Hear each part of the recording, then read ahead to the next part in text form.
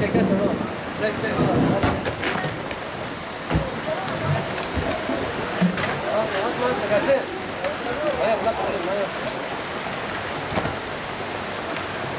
Çok onlar sıra sende. Hayır çek.